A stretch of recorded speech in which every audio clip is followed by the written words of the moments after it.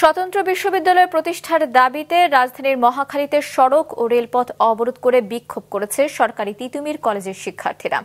প্রায় 5 ঘণ্টার বিক্ষোভে প্রচণ্ড ভোগান্তিতে পড়ে সাধারণ মানুষ। বিকেলে মহাখালী থেকে অবরোধ তুলে নিলেও সন্ধ্যা 6টার পর শিক্ষার্থীরা নিজ কলেজের সামনের সড়ক অবরোধ করে রেখেছে। আনোয়ার হোসেনের রিপোর্ট। রাজধানীর মহাখালীতে অবস্থিত সরকারি তিতুমীর কলেজকে বিশ্ববিদ্যালয়ে রূপান্তর করার দাবিতে সকাল 11:30টার দিকে রাজধানীর মহাখালীতে সড়ক অবরোধ করে কলেজের শিক্ষার্থীরা। দুই গ্রুপে ভাগ হয়ে তারা আমতলী সেতু ভবনের সামনের সড়ক অবরোধ করে বিক্ষোভ শুরু করলে বন্ধ হয়ে যায় বিমানবন্দর সড়কের উভয় পাশের যান চলাচল। এতে মারাত্মক ভোগান্তিতে পড়েন যাত্রী ও পথচারীরা। তাদের যেটা দাবি তারা সেখানে করুক, যেখানে করলে তাদের দাবিটা নিশ্চিত হবে।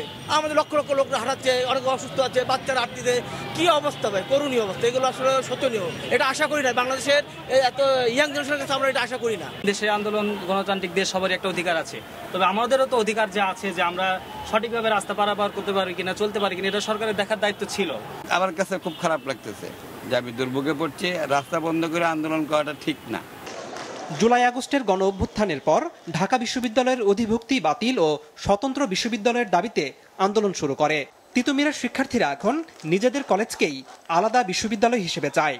তারা বলছে এরই মধ্যে কয়েক দফা কর্মসূচি দিয়ে দাবি বাস্তবায়ন না হওয়ায় জনদুর্ভোগ হবে জেনেও বাধ্য হয়ে সড়কে নেমেছেন তারা। আমি 21 বছরের শিক্ষার্থী হয়ে আজকে 24 সালে দাঁড়ায় আমি এখনো দ্বিতীয় বর্ষে আছি, তাহলে অলরেডি কিন্তু একটা সেশন শুরু হয়ে গেছে। ভাবি অধিভুক্ত সরকারি 7 কলেজ, তাহলে আমরা আমাদের প্রতিষ্ঠানের পর অন্যদের পরিচয় কেন বহন করব? 57,000 শিক্ষার্থী আমাদের এই দক্ষিণ এশিয়ার মধ্যে এরকম শিক্ষার্থী কারো নাই। আমাদের জায়গা আছে, আমরা 5 থেকে 6টা হল ওখানেই হল করা যাবে, 10টা হল করা যাবে, নাহলে আমাদের স্থায়ী ক্যাম্পাস করা যাবে। আমরা চাই তিতুমীর বিশ্ববিদ্যালয়ের জন্য একটি কমিশন গঠন, এবং কমিশন গঠনের মধ্যে আমাদের আশ্বস্ত তারা করতে পারবে, তাহলে আজকে আমরা মাঠ ছাড়বো, নইলে আন্দোলন চলতে থাকবে। সড়কের পাশাপাশি আন্দোলনকারীরা অবরোধ করে মহাখালী রেল ক্রসিংও। রেল লাইনের উপর দাঁড়িয়ে তারা স্লোগান দেয়, অনেকেই অবস্থান নেয় সেখানে। এতে করে ঢাকার সাথে উত্তর পূর্বাঞ্চলের রেল যোগাযোগ বন্ধ হয়ে যায়। প্রত্যক্ষদর্শীরা জানান, রেল লাইনে অবস্থান নেয়ার আগে উপকূল এক্সপ্রেস ট্রেনের জানালায় ঢিল ছুড়ে শিক্ষার্থীরা। এতে করে জানালার কাঁচ ভেঙে শিশুসহ বেশ কয়েকজন যাত্রী আহত হন।